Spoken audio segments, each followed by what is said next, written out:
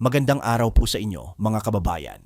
Sa gitna ng mga alon ng dagat at init ng araw sa mga baybayin ng Hilagang Luzon, muling nagpakitang gilas ang mga sundalo ng Pilipinas at Estados Unidos sa taunang balikatan exercise. Pero ngayong 2025, kakaiba ang naging sentro ng pansin.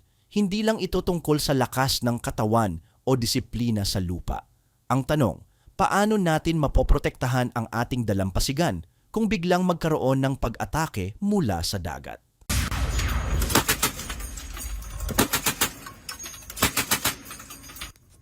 Malalakas na putok mula sa 50 caliber machine gun na sinundan naman ng putok mula sa M16 rifle at howitzer ng mga sundalo na nasa ground. Matapos ito ay ang pagpapakawala ng high mobility artillery rocket system. Ito ang itinampok sa nagpapatuloy na balikatan exercise ng mga sundalo ng Armed Forces of the Philippines, US Marines at Australian Defense Force sa Kampong Olay sa Rizal, Palawan. Ang senaryo, isang maritime interdiction ang isinagawa gamit ang Multi-Purpose Attack Craft o MPACS at Fast Attack Interdiction Craft o PAIC para i-neutralize ang isang seaborne intrusion. Sa naturang military drill, naipakita ang kakayahan ng rocket system na maglunsad na mabilis at accurate na pag-atake laban sa amphibious attack. Kasama sa nasabing pagsasanay ang Japan Self-Defense Forces bilang observers. Ang military exercise ngayong taon ay bahagi ng pagpapalakas sa multilateral security cooperation at joint training initiative sa Indo-Pacific region. Isa sa mga tampok na bahagi ng ehersisyong ito ay ang paggamit ng makabagong rocket system, partikular na ang HIMARS o High Mobility Artillery Rocket System, bilang tugon sa tinatawag na amphibious assault o ang paglusob ng mga puwersa mula sa dagat patungong lupa. Sa madaling salita, paano natin mapipigilan ang kalabang hindi lang papalapit kundi may intensyong sumakop? Noong mga nakaraang dekada, ang ganitong klasing atake ay kadalasang hindi natin kayang salagin. Minsan, ang tanging depensa natin ay ang mismong bayani sa pampang. Pero ngayon, dahil sa teknolohiya at pakikipagtulungan sa mga kaalyado, may bago na tayong panangga, isang rocket system na kayang tumama sa target mula sa mahigit 300 kilometro ang layo. Ibig sabihin, bago pa man lumapit ang banta, maaari na natin itong pigilan. Sa simulasyon na isinagawa nitong linggo sa loob ng balikatan, ipinakita kung paanong ang HIMARS ay ginamit upang salubungin ang mga papalapit na barko ng kaaway na syempre mga mock targets lang para sa pagsasanay. Pero ang epekto ay malinaw. Kung totoo ang ganitong sitwasyon, kaya nating hadlangan ang mga barkong pandigma habang nasa dagat pa lamang sila. Ngunit huwag po tayong magpadala agad sa kapangyarihan ng teknolohiya. Totoo, malakas ito. Totoo, moderno ito. Pero sa dulo, tao pa rin ang nagpapatakbo ng makinarya. Hindi sapat ang rocket kung wala tayong real-time intelligence o tamang impormasyon ukol sa galaw ng kalaban. Hindi rin sapat kung wala tayong epektibong komunikasyon sa pagitan ng mga unit, lalo na kung ang kalaban ay mabilis at agresibo.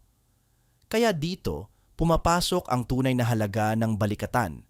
Hindi lang ito tungkol sa pagputok ng armas, kundi sa pagtutulungan, pag-aaral at pagsasanay sa gitna ng tensyon. At kung tutuusin, hindi lang ito militar ang pinag-uusapan dito. Sa ilalim ng mga rocket launchers at war games, naroon ang mas malalim na tanong. Ano ang halaga ng ating teritoryo sa atin bilang isang bansa? Kung wala tayong kakayahang ipagtanggol ang sarili, ano ang magiging kinabukasan ng ating mga isla, ng ating kabuhayan sa dagat, ng ating mga mangingisda? Ito ang tunay na layunin ng ehersisyo, ang pagtibayin ang ating kakayahan para sa protekta ng ating soberenya. Hindi para makipaggera, kundi para hindi na umabot sa puntong iyon. Ang balikatan ay hindi rin isang pakitang gilas lang sa mundo. Ito ay simbolo ng alyansa at sa panahong kaliwat kanan, ang pambubuli at pang-aangkin sa karagatan ng iba't ibang bansa, ang mensaheng dala nito ay malinaw. Ang Pilipinas ay hindi nag-iisa. Ngayon, maaaring may mga magtatanong, makatarungan ba na gumugol tayo ng milyon-milyong piso sa ganitong pagsasanay? Hindi ba mas kailangan natin ito sa edukasyon, sa kalusugan, o sa pagkain? Oo, totoo lahat yan. Pero ganito natin dapat tingnan. Kung hindi natin kayang protektahan ang sarili nating teritoryo, paano natin mapapanatili ang kapayapaan na kailangan para umunlad ang lahat ng iyon?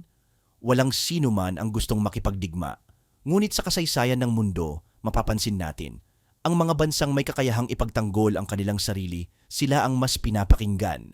Kaya't habang tinatapos ang balikatan ngayong taon, ang tunay na tanong ay hindi lang kung gumagana ang mga rocket system natin, kundi kung tunay ba tayong handa bilang isang bansa sa anumang hamon ng panahon.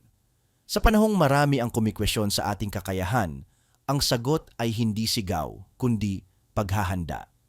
At ang balikatan ay isang hakbang sa direksyong iyon.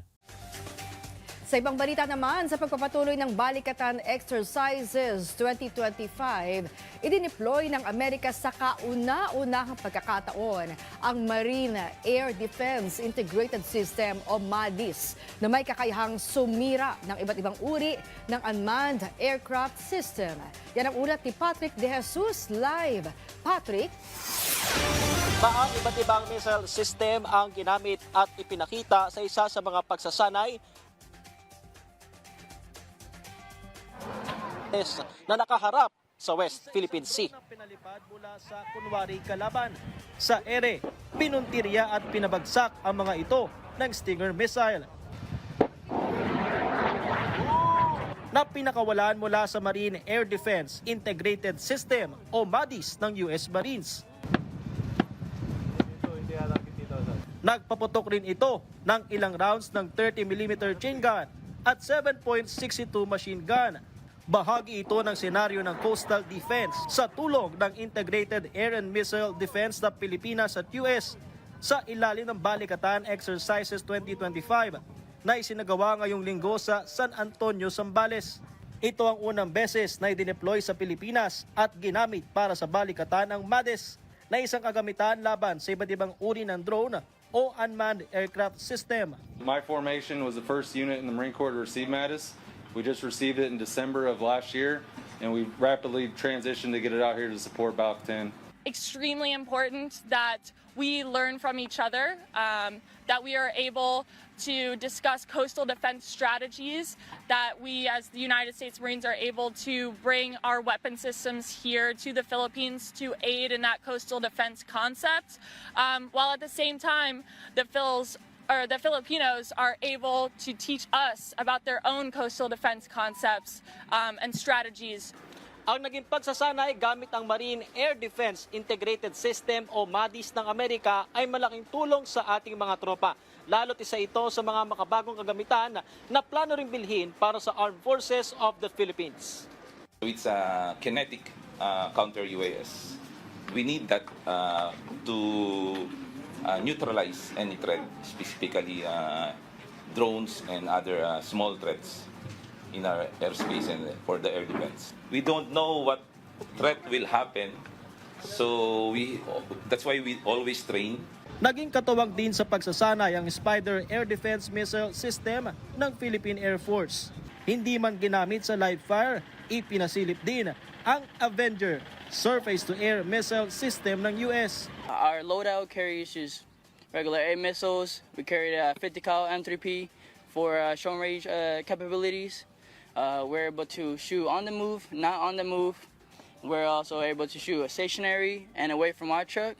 A lot of capabilities, especially shooting during the rain, fog, and snow. Nakaposisyon na rin sa Batanes ang Navy Marine Expeditionary Ship Interdiction System o Nemesis Missile System ng Amerika. Para naman ito sa Maritime E-Terrain Security Operations North ng Balikatan. Walang magiging live fire gamit ang Nemesis at bahagi lamang ng orientation sa ganitong kagamitan. That is where the Armed Forces of the Philippines invited us to conduct the training, and we were happy to take that invitation. It was a challenging place to get to and a really great exercise for us to get our Marines and sailors up onto the island and do work with the Armed Forces of the Philippines. Samantala, patuloy na binabantayan ng Philippine Navy ang 3 barko ng People's Liberation Army o PLA Navy ng China na namataan sa gitna ng multilateral maritime exercise sa ilalim ng Balikatan 2025. Kabilang dito ang Jinkai II class frigate at auxiliary surveillance ship na unang na-monitor sa gitna ng MME nitong Sabado, 60 nautical miles mula Palawig, Zambales sa West Philippine Sea. Nagpatuloy naman ang pagsasanay kasama ang mga kalyadong barko kabilang ang US, kung saan nanatiling nakatuon ng ating mga barko na BRP Ramon Alcaraz at BRP Apolinario Mabini sa layunin ng paglalayag. Tinugunan din ang aktibidad ng mga barko ng China alinsunod sa international law at itinakdang protocol. Marami pang pagsasanay sa ilalim ng Balikatan Exercises 2025 yung isasagawa. Kabilang na riyan yung nagpapatuloy naman na multilateral maritime sail sa West Philippine Sea.